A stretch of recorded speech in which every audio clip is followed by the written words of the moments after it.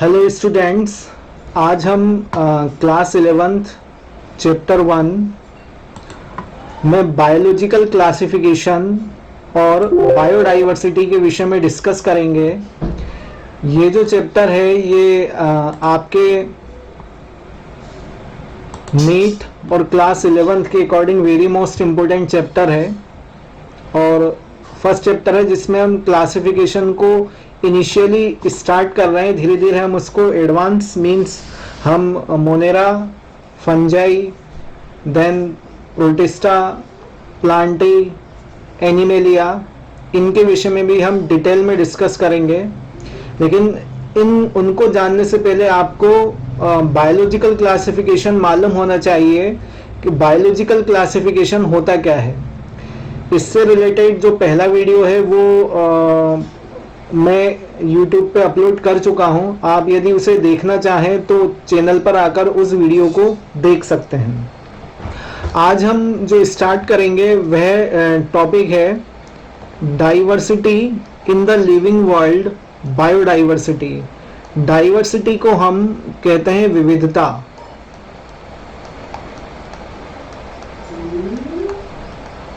ठीक है, विविधता मीनिंग विभिन्नता, डिफरेंस मीन्स यहाँ पर कोई प्लांट है, कोई स्पीसीज है तो वो स्पेसिफिक जगह पर है, लेकिन यदि वो कहीं दूसरी जगह कहीं उसे लगाया जाए तो उसमें कहीं ना कहीं या तो वो प्लांट लगेगा ही नहीं या फिर उसमें जो भी फ्लावर या फ्रूट आते हैं उनमें कुछ ना कुछ चेंज हमें देखने को मिलेगा। तो इसे हम कहते हैं डाइवर्सिटी, विविधता मीन्स अलग अलग जगह, अलग अलग प्लेसेस पर डिफरेंट तरह से एनिमल्स और प्लांट की ग्रोथ होना, उनकी डेवलपमेंट होना, उसे हम कहेंगे डाइवर्सिटी। बायोडाइवर्सिटी क्यों बोल रहे हैं? बायोडाइवर्सिटी मतलब bio means living thing, cell से रिलेटेड, चाहे वो प्लांट सेल हो चाहे एनिमल सेल हो। इसलिए विविधता किसके रिलेट में हम बात करेंगे? जो लिविंग हो। ठीक है, तो इसमें दिया है डाइवर्सिटी ऑफ लिविंग वर्ल्ड और biodiversity is the occurrence of a wide variety of life forms differing in morphology. Morphology means वो कैरेक्टर, चाहे वो प्लांट हो या वो एनिमल हो, उसकी मार्फोलॉजी मीन्स वो बाहर से कैसा दिखता है। देन उनका साइज, हम इजीली साइज से पहचान करेंगे डॉग कैसा है, कैट कैसी है। ठीक है, तो उनके साइज के अकॉर्डिंग हो जाएगा। देन कलर, उनके कलर के अकॉर्डिंग भी हम उनको डिफरेंस डाइवर्स कर सकते हैं। एनाटॉमी, उनकी बॉडी में क्या डिफरेंस है, उनकी बोन्स में क्या डिफरेंस है, उसके अकॉर्डिंग हम इन्हें क्लासीफाई कर सकते हैं। हैबिटेट, रहते कहाँ हैं, हैबिट्स क्या क्या है उनकी, इनके अकॉर्डिंग हम क्या कर सकते हैं? बायोडाइवर्सिटी एक तरह से हम क्रिएट कर सकते हैं। Each different kinds of plant, animals and micro organism represent a species. सभी तरह के प्लांट, एनिमल और माइक्रो ऑर्गेनिज्म कोई ना कोई सी स्पीसीज को रिप्रेजेंट करते हैं। ठीक है, अब वो स्पीसीज प्लांट से रिलेटेड हो सकती है या वो स्पीसीज एनिमल से रिलेटेड हो सकती है। यदि प्लांट से रिलेटेड होगी तो हम उसे किंगडम प्लांटी में रखेंगे और यदि वो एनिमल से रिलेटेड होगी तो हम उसे किंगडम एनिमेलिया में रखेंगे। ठीक है, the word of biodiversity was first used by Walter ji Rosen. Scientist हैं, नाम ये याद रखिएगा। जो सबसे पहले बायोडाइवर्सिटी यूज की थी वो किन्होंने यूज की थी? वाल्टर जी रोजेन ने। For different types and diversity of plants, animal and microbes. ठीक है, इन्होंने प्लांट से रिलेटेड, एनिमल से रिलेटेड और माइक्रोब से रिलेटेड बायोडाइवर्सिटी के विषय में बताया था। इन्होंने बताया biodiversity is the richness of species of all organisms like plants, animals and microbes that arises in a definite habitat is mutually interacting system। means चाहे वो प्लांट हो, चाहे एनिमल हो या वो माइक्रोब्स हो, वो सिस्टम के साथ, इन्वायरमेंट के साथ किस तरह से इंटरेक्ट कर रहा है, ठीक है। वही उसका क्या रहेगा, नेचुरल हैबिटेट रहेगा कि यदि कोई प्लांट ठंडी जगह या कोई एनिमल ठंडी जगह या ठंडे प्लेस पर रहना पसंद है, उसका हैबिटेट ही वही है, तो हम उसे गर्म प्लेस पर लाके उसकी डाइवर्सिटी चेंज या उसके हैबिटेट को चेंज नहीं कर सकते। कहीं ना कहीं या तो वो स्पीसीज रह नहीं पाएगी या फिर उसमें कुछ ना कुछ चेंज जेनेटिकली आएंगे, और जब जेनेटिकली आएंगे तो 100% है कि वो मार्फोलॉजिकली हमें भी चेंज देखने को मिलेंगे। तो ये डाइवर्सिटी का एक छोटा सा रूप है जो बायोलॉजिकल क्लासिफिकेशन में दिया हुआ है क्लास 11th में। इसके बाद जो हम पढ़ेंगे वो रहेगा बायोलॉजिकल क्लासिफिकेशन, जिसमें पहला आएगा क्या, टैक्सोनॉमी। ठीक, टैक्सोनॉमी क्या रहेगा, वेरी इंपॉर्टेंट वर्ड है जो सबसे ज्यादा क्लासिफिकेशन में यूज होता है, और ये ग्रीक वर्ड किससे लिया हुआ है, टैक्सिस से। टैक्सिस का मीनिंग होता है अरेंजमेंट एंड नोमोस का मीनिंग होता है लॉ, मीन्स डिफरेंट प्लांट की स्पीसीज देन डिफरेंट एनिमल की स्पीसीज को अरेंज करना अकॉर्डिंग टू लॉ, क्योंकि अलग अलग लॉ है जिसमें सबसे ज्यादा बाइनोमियल नोमेनक्लेचर है, इसके बाद ट्राइनोमियल नोमेनक्लेचर भी है, जिसके अकॉर्डिंग हम क्या करते हैं, किसी भी स्पीसीज का हम बायोलॉजिकल क्लासिफिकेशन करते हैं, किसके अकॉर्डिंग, उसके जीनस के अकॉर्डिंग और उसके स्पीसीज के अकॉर्डिंग। ठीक है, तो टैक्सोनॉमी क्या रहेगा, taxonomy is the study of principles and procedures of classification. ठीक है, क्लासिफिकेशन में हम इसके लिए हम क्या क्या देखते हैं, पहले प्रिंसिपल मींस कौन से लॉ के अकॉर्डिंग हम उसे डिवाइड कर रहे हैं, देन प्रोसीजर, हम प्रोसीजर कौन कौन सी अप्लाई करेंगे। जैसे क्लासिफिकेशन में हम सबसे पहले क्या करते हैं, उसका आइडेंटिफिकेशन करते हैं। ठीक है, आइडेंटिफिकेशन के बाद हम उसका नोमेनक्लेचर करते हैं,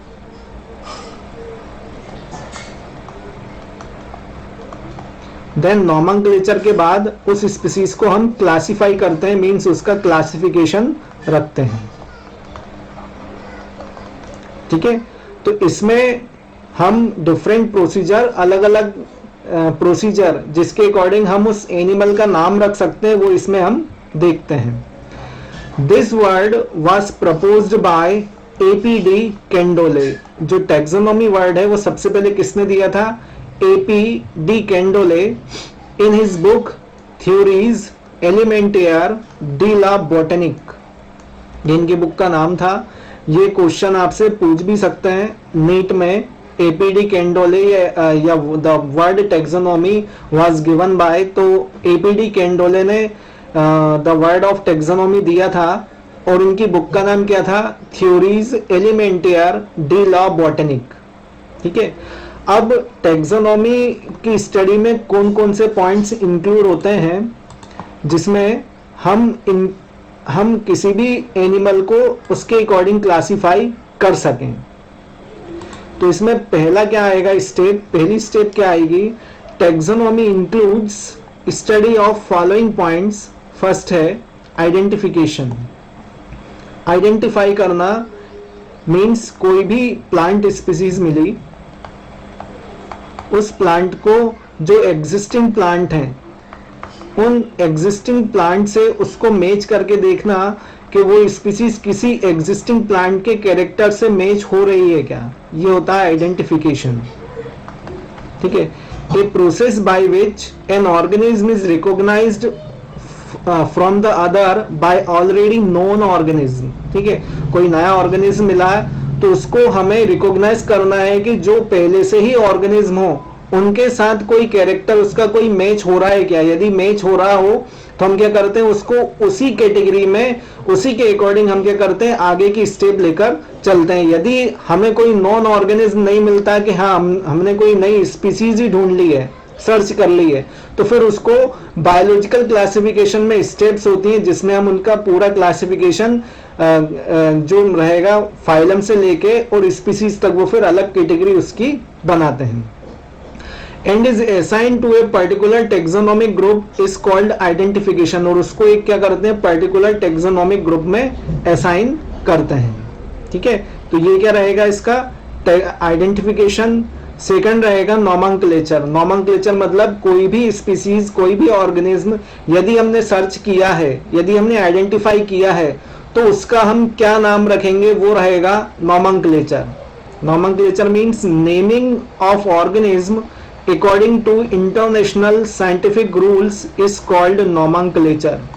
अब यहाँ पर इंटरनेशनल साइंटिफिक रूल्स क्यों आए? क्योंकि अगर अमेरिका में किसी ऑर्गेनिज्म या किसी स्पीसीज की डिस्कवरी हुई या इंडिया में डिस्कवरी हुई, तो एक स्पेसिफिक नाम जब उस स्पीसीज का हो जाएगा तो इंटरनेशनली उसका कोई भी डाटा एक्सचेंज करने में दिक्कत नहीं आएगी।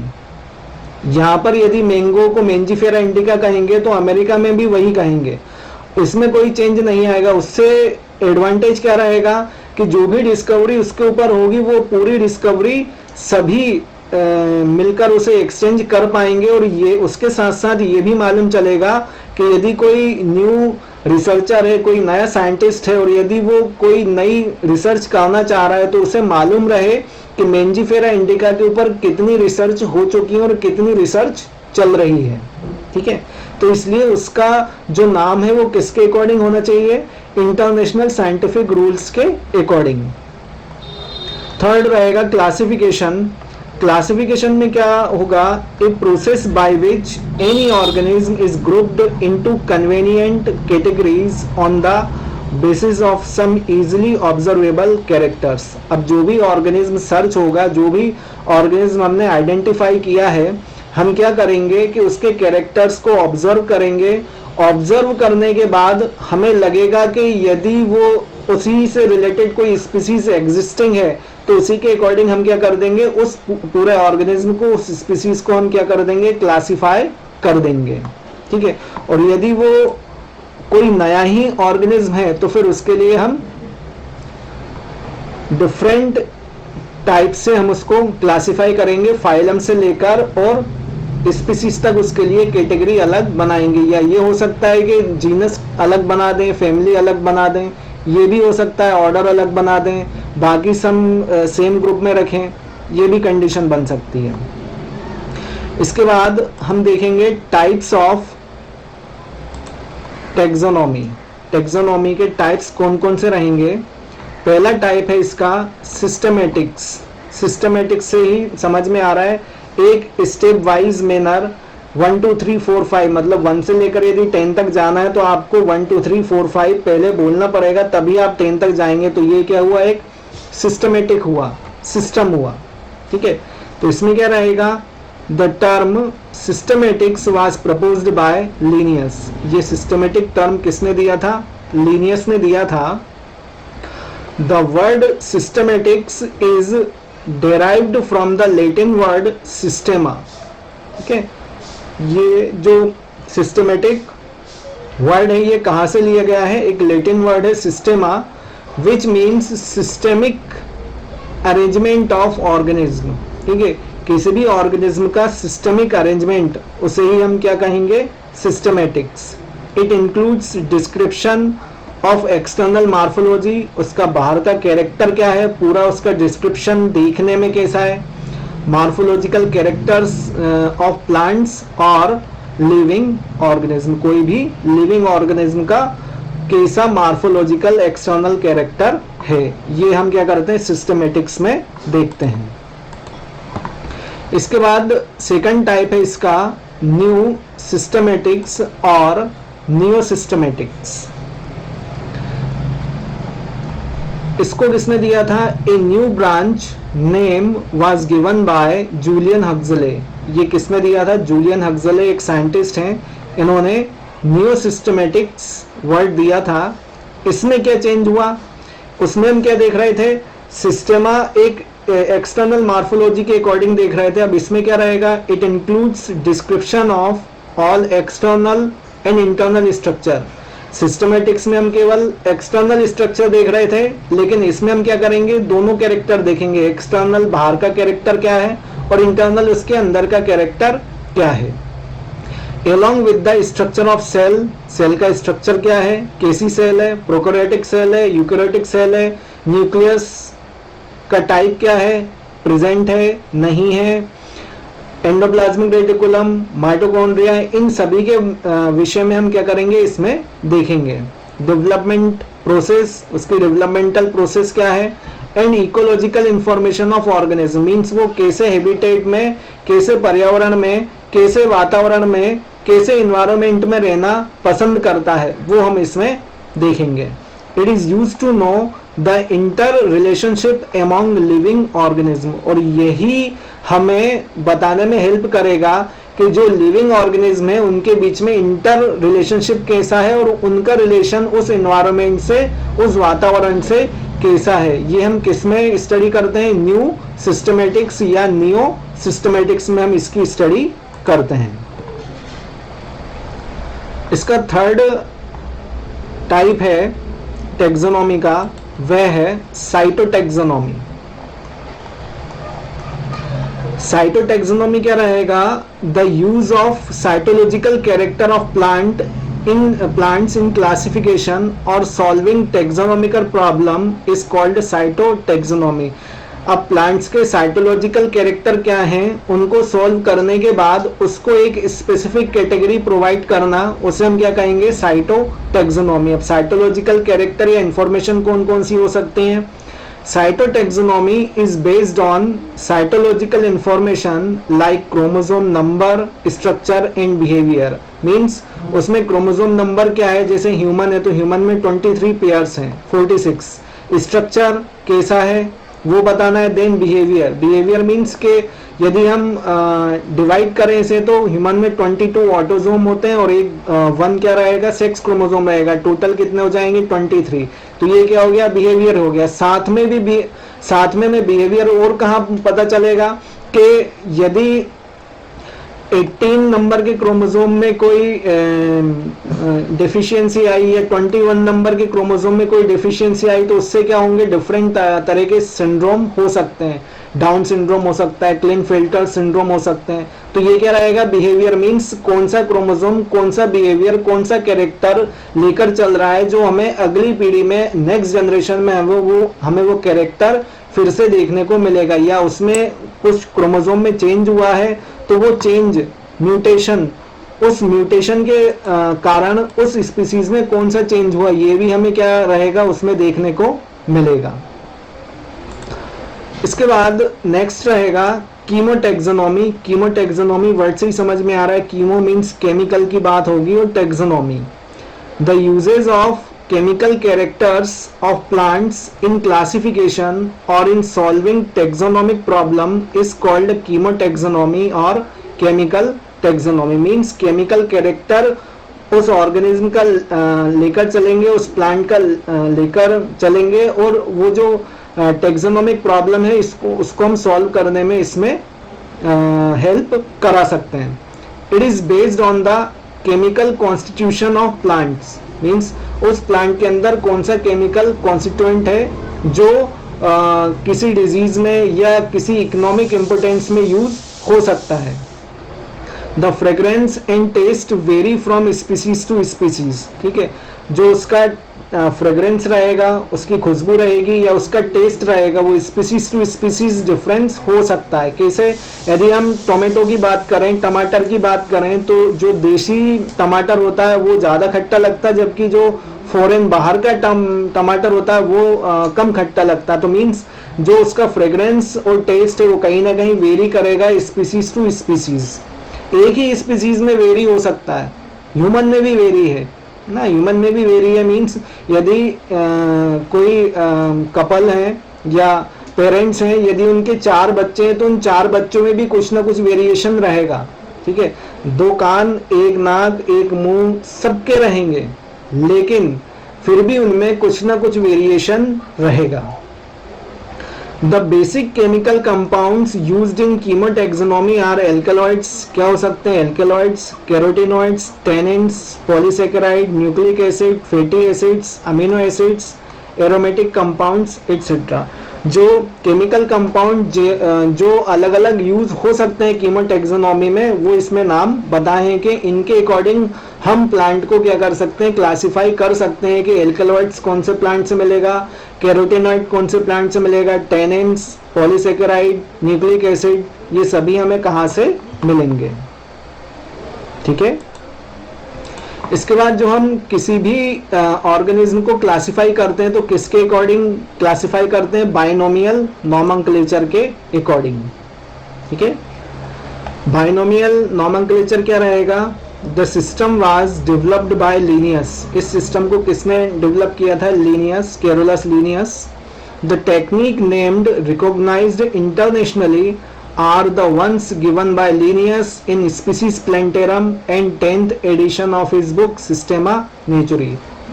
ठीक है, इन्होंने जो अपना बताया रूल बाइनोमियल नोमेनक्लेचर का, वो उन्होंने रिकॉग्नाइज करवाया इंटरनेशनली। कहाँ पर? स्पीसीज प्लेंटेरम में, और उनकी बुक सिस्टेमा नेचुरी के 10th एडिशन में, कि किसी भी ऑर्गेनिज्म को हम किस तरह से साइंटिफिक नेम दे सकते हैं। Binomial nomenclature is the system of providing organism with appropriate and distinct name consisting of two words। Binomial nomenclature में उन्होंने बताया कि किसी भी ऑर्गेनिज्म को हम appropriate means उसके कैरेक्टर के अकॉर्डिंग और distinct दूसरे ऑर्गेनिज्म से अलग करते हुए दो वर्ड का हम नाम दे सकते हैं, जिसमें पहला क्या रहेगा? First generic and second species. First generic मतलब जीनस रहेगा, देन सेकंड क्या रहेगा? स्पेसिफिक मतलब स्पीसीज। मींस उसका वर्ड फर्स्ट जो है वो जीनस से रिलेटेड होना चाहिए और जो सेकंड है वो स्पीसीज से रिलेटेड होना चाहिए। The first or generic word is also called genus and the second word or a specific epithet. Epithet meaning होता है उसका गुण, उसका विशेषण। मीन्स के एडजेक्टिव हम इसे बोल सकते हैं कि उसी के अकॉर्डिंग हम उसे जान सकते हैं, उसी के नाम के अकॉर्डिंग हम उसे जान सकते हैं। Representative rule of binomial nomenclature. ठीक है, बाइनोमियल नोमेनक्लेचर के रूल के अकॉर्डिंग हम उसे डिवाइड कर सकते हैं। ठीक है, अब ऐसे कौन कौन से कोड्स हैं जिनके अकॉर्डिंग हम क्या करते हैं? किसी भी एनिमल को हम क्लासिफाई कर सकते हैं। तो 5 अलग अलग कोड्स हैं, जिसमें पहला है ICBN, international code of botanical nomenclature. Plant से रिलेटेड जो भी रहेंगे वो इसी कोड के अकॉर्डिंग डिवाइड होंगे। Second, international code of zoological nomenclature ICZN। ठीक, बैक्टीरिया के लिए international code of bacteriological nomenclature रहेगा। देन वायरस के लिए international code of viral nomenclature ICVN, जैसे अभी कोविड चल रहा है, कोविड-19। ठीक, और लास्ट है international code of nomenclature for cultivated plants. Cultivated plants के लिए भी अलग कोड दिया गया है, जिसे हम क्या कहेंगे? ICNCP। ठीक है, इनके अकॉर्डिंग क्या करते हैं? सभी प्लांट्स को, एनिमल्स को, बैक्टीरिया, वायरस और कल्टिवेटेड प्लांट्स को इन अलग अलग कोड्स के अकॉर्डिंग हम क्या करते हैं? नाम रखते हैं या हम उन्हें डिवाइड करते हैं। ठीक है, अब जो बाइनोमियल नोमेनक्लेचर है उसके कौन कौन से रूल्स हैं जिनके अकॉर्डिंग हम किसी भी ऑर्गेनिज्म या किसी भी प्लांट के नाम रख सकते हैं। तो पहला क्या रहेगा इसमें rule? The scientific name must be in Latin words, मतलब लैटिन वर्ड से उसकी ओरिजिन होनी चाहिए। ठीक है, किससे ओरिजिन होनी चाहिए? लैटिन वर्ड से। Second, each organism is given only one name having 2 words, generic and specific. कोई भी ऑर्गेनिज्म हो उसको केवल 2 वर्ड से हम डिफाइन कर सकते हैं, नाम रख सकते हैं। पहला जेनेरिक मतलब जीनस और दूसरा स्पेसिफिक मतलब स्पीसीज। इनके अकॉर्डिंग हम क्या कर सकते हैं? उसे डिवाइड कर सकते हैं। जैसे एग्जांपल दिया है सोलेनम ट्यूब्रोसम, तो सोलेनम क्या हो जाएगा? पोटैटो का जीनस हो जाएगा और ट्यूब्रोसम क्या हो जाएगा? उसकी स्पीसीज हो जाएगी। मीन सोलेनम जीनस और ट्यूब्रोसम क्या हो जाएगा? उसका स्पेसिफिक नेम हो जाएगा। इसके बाद सेकंड एग्जांपल है, इसमें सेकंड एग्जांपल में दिया है मेंजीफेरा इंडिका। ये मैंगो का है। मेंजीफेरा इसमें क्या रहेगा? जीनस रहेगा और इंडिका क्या रहेगा? स्पेसिफिक मतलब इसमें स्पीसीज रहेगी।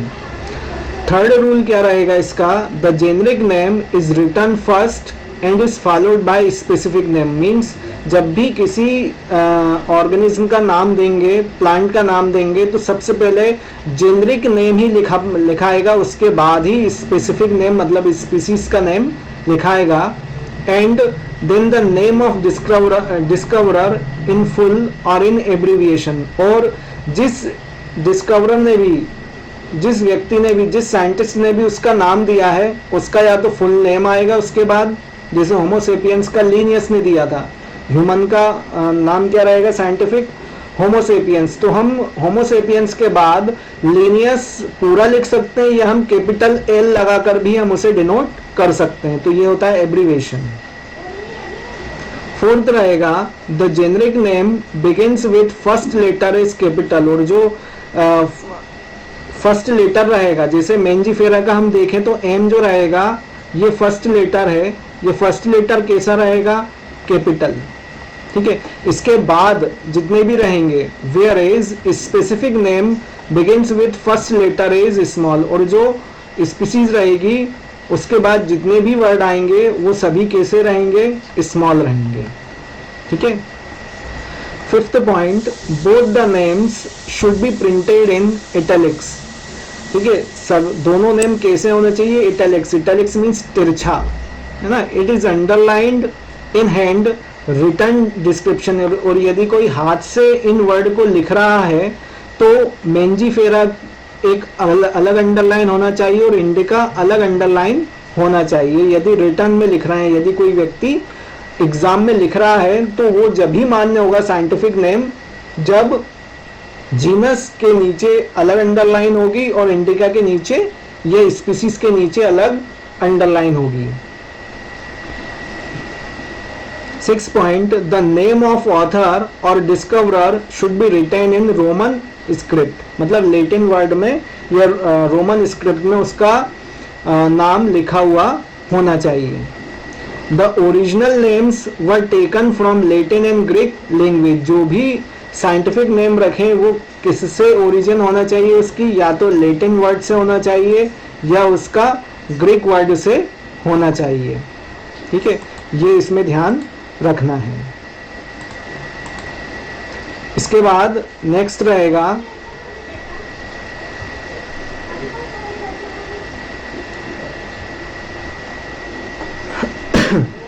7 पॉइंट है the original name were taken, ये हो गया है। 8th point, the names of families and sub families should be based on the name of the type of genus. ठीक है, जीनस भी 5-6 तरह के हो सकते हैं। हम कौन से जीनस में उस स्पीसीज का नाम रख रहे हैं, उसी जीनस के अकॉर्डिंग उस स्पीसीज का या उस फैमिली का नाम या सब फैमिली का नाम आएगा कि हम उस जीनस को कौन सी फैमिली या कौन सी सब फैमिली में रख रहे हैं। ठीक है। 9th point, the name of author who first published the name when describing it should follow the species name and should rarely be abbreviated and is printed in Roman type। ये हम बात कर चुके हैं। जैसे होमोसेपियंस वर्ड लीनियस ने दिया था तो हम लीनियस पूरा भी लिख सकते हैं या हम उसे एब्रीवेट कर सकते हैं कौन से लेटर से, एल से। तो ये रहेगा बाइनोमियल नोमेनक्लेचर। ठीक है, पूरा बाइनोमियल नोमेनक्लेचर है। इसके बाद एक और नोमेनक्लेचर आया था जिसे हम कहेंगे ट्राइनोमियल नोमेनक्लेचर और पॉलिनोमियल नोमेनक्लेचर। ट्राई से समझ में आ रहा है, binomial by means 2, trinomial try means 3। यहाँ पर 3 की बात होगी। मीन्स बाइनोमियल में हम क्या देख रहे थे, जीनस देख रहे थे, फिर हम स्पीसीज देख रहे थे। अब ट्राइनोमियल में हम सब स्पीसीज भी देखेंगे, क्योंकि कभी कभी क्या रहेगा, स्पीसीज एक ही होती हैं, नाम हम उनके अलग अलग नहीं रख सकते, नाम हम उन्हें हमें अलग अलग ही रखना पड़ेगा। तो उसको हम क्या करते हैं कि जीनस और स्पीसीज तो उनका सेम होता है, लेकिन सब स्पीसीज क्या रहेगी, उनकी अलग हो जाएगी, जिसके अकॉर्डिंग हम क्या कर सकते हैं, उसे पहचान सकते हैं। कैसे? Sometimes organisms of same species differ from each other is they are adopted for a different kinds of environment. ठीक है ना, तो यहाँ पर कोई स्पीसीज है वो एक दूसरे से अलग है, जैसे एग्जाम्पल दिया है नीचे, Indian crow, Burmese crow and Lankan crow. ठीक है, तो इसमें भी क्या रहेगा, हे क्रो तीनों, लेकिन इनके नाम के अकॉर्डिंग इनका जीनस और स्पीसीज, जैसे कॉर्वस स्प्लेंडेंस ये सेम आया, लेकिन सब स्पीसीज क्या हो जाएगी, अलग अलग हो जाएगी, जिससे हम पहचान पाएंगे कि इंडियन क्रो कौन सा है, बर्मिस क्रो कौन सा है एंड लैंकियन क्रो कौन सा है। In such cases species are again divided into sub species, जिसके कारण हम क्या करते हैं, स्पीसीज को सब स्पीसीज में हम डिवाइड करते हैं। Thus, specific names of such organism consist of three words. The first word indicates generic name, begins with first letter is capital, same binomial nomenclature. The second word is specific name, begins with first letter is small, second word क्या रहेगा, species रहेगा, and the third word is subspecies name which also begins with first letter is small, इसका भी first letter कैसा रहेगा, small रहेगा। This system of naming of the organism using three word is called trinomial nomenclature। इसी तरह के system को हम क्या कहेंगे, ट्राइनोमियल नोमेनक्लेचर कहेंगे। जैसे एग्जांपल दिया है इसमें क्रो का, इंडियन क्रो का क्या नाम है, कॉर्वस स्प्लेंडेंस, बर्मिस का कॉर्वस स्प्लेंडेंस इंसोलेंस, और लैंकियन का क्या रहेगा, कॉर्वस स्प्लेंडेंस प्रोटेगेलस। ठीक है, तो इसमें स्पीसीज और सब स्पीसीज और जीनस तो सेम है, लेकिन सब स्पीसीज के कारण इन सभी क्रो को हम इजीली डिस्टिंग्विश, इजीली अलग कर सकते हैं, इसलिए हमें ट्राइनोमियल नोमेनक्लेचर की रिक्वायरमेंट पड़ी। ठीक है,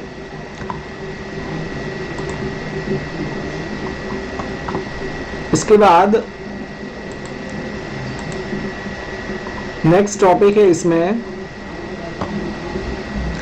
क्लासिफिकेशन, या हम बोल सकते हैं बायोलॉजिकल क्लासिफिकेशन।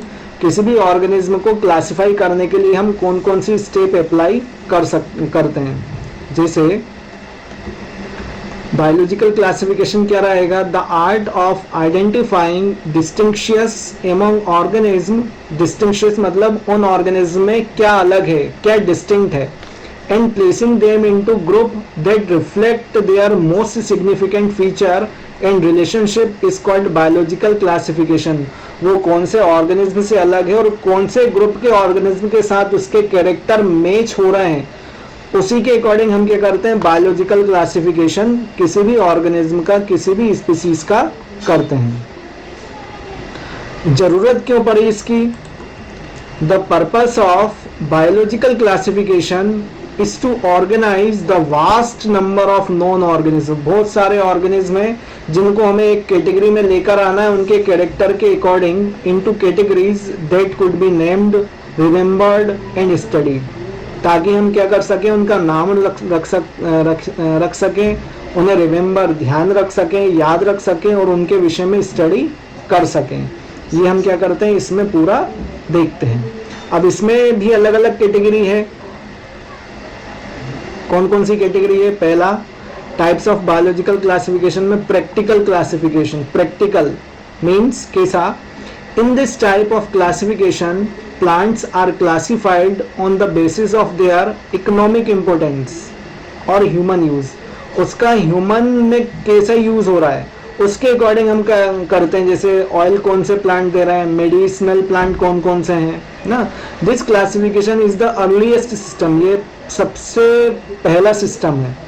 जैसे ऑयल यील्डिंग प्लांट कौन कौन से हैं, coconut, walnut, soybean, walnut means अखरोट। फाइबर यील्डिंग प्लांट कौन कौन है, जूट, कॉटन यूज होते हैं। मेडिसिनल प्लांट एरो, जैसे रोवोल्फिया, सिंकोना, यूकेलिप्टस, ये भी यूज होते हैं एज ए मेडिसिन। तो इनका कहीं ना कहीं ह्यूमन यूज है, तो इसके नाम के अकॉर्डिंग ये क्या हो गए, पूरे क्लासिफाई अलग हो गए हैं। टर्मरिक मल्टी यूजेस प्लांट में आएगा, it gives both medicine and spices. ठीक है, ये मेडिसिनल कैरेक्टर भी रखती है और स्पाइसेस मसालों में भी यूज होती है। तो इसकी एक कैटेगरी अलग हो जाएगी। देन सेकंड क्या रहेगा, आर्टिफिशियल क्लासिफिकेशन।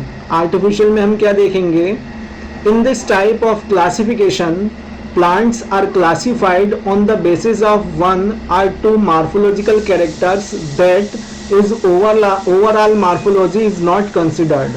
मीन्स आर्टिफिशियल में हम क्या देखेंगे कि किसी ऑर्गेनिज्म के दो ऑर्गेनिज्म है, उनके एक या दो कैरेक्टर भी मिल रहे हैं तो उन्हें एक अलग कैटेगरी दे देंगे। इसमें हम ओवरऑल मॉर्फोलॉजी नहीं देखेंगे कि उसका पूरा कैरेक्टर क्या है।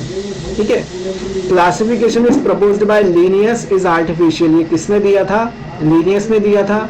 Linnaeus classified plant kingdom on the basis of stamen into 24 classes. Stamen के अकॉर्डिंग लिनियस ने इस पूरे क्लासिफिकेशन को कितने फॉर्म में डिवाइड कर दिया था, 24 क्लासेस में अलग अलग डिवाइड कर दिया था। ये याद रखिएगा, ये लिनियस ने स्टामेन के अकॉर्डिंग कितनी क्लासेस डिवाइड की थी, तो ये याद रखिएगा 24 क्लासेस लिनियस ने डिवाइड की थी। ठीक है, इसके बाद है थर्ड, नेचुरल क्लासिफिकेशन क्या रहेगा। Natural means in this type plants are classified on the basis of their complete morphological characters of stem, root, leaves, flower etc. Natural में हम सब कुछ लेकर चलेंगे, वो बाहर से कैसा दिखता है, उसका स्टेम कैसा है, तना कैसा है, उसकी रूट कैसी है, जड़ कैसी है, लीव्स पत्तियां कैसी हैं, फ्लावर फूल कैसा है, ये सभी कैरेक्टर हम नेचुरल क्लासिफिकेशन में लेकर चलेंगे। ये दो टाइप का रहेगा, जिसमें पहला आएगा नेचुरल फॉर्मल। नेचुरल फॉर्मल में हम क्या देखेंगे, in this classification the phylogeny. Phylogeny को हम यदि हिंदी में बात करें तो इसे हम बोलते हैं जाति व्रत। जाति व्रत मीन्स, या फाइलोजेनी क्या रहेगा, किसी भी ऑर्गेनिज्म का ग्रुप, जैसे कोई ऑर्गेनिज्म का ग्रुप है, उस ऑर्गेनिज्म के ग्रुप का एवोल्यूशन कैसा है। एवोल्यूशन कैसा है, एवोल्यूशन मतलब वो पहले कैसा था और अभी कैसा है पूरा ग्रुप, उसे हम बोलेंगे क्या, phylogeny.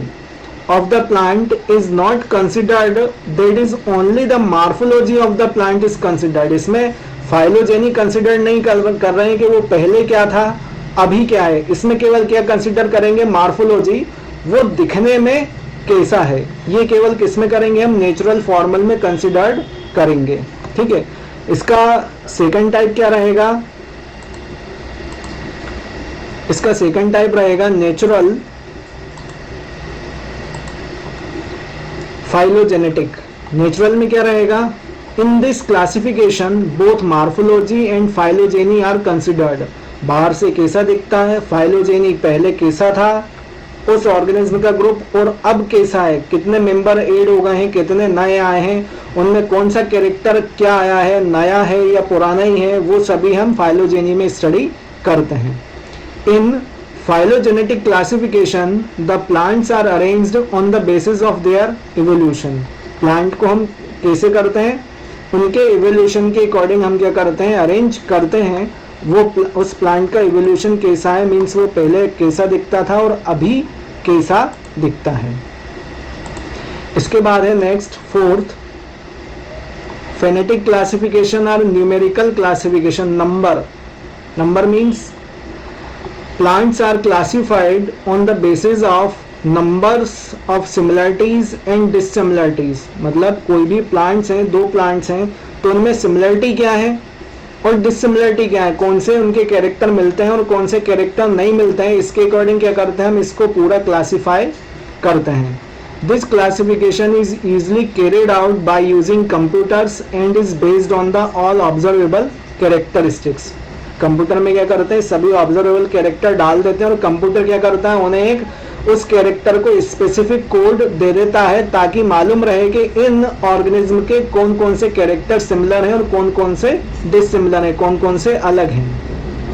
In this classification, number and codes are assigned to all the characters and the data are prepared and then processed. ठीक है, कोड्स देते हैं और डाटा को क्या कर देते हैं, प्रिपेयर करके प्रोसेस कर देते हैं। Those organisms which have maximum, वो ऑर्गेनिज्म जिसके मैक्सिमम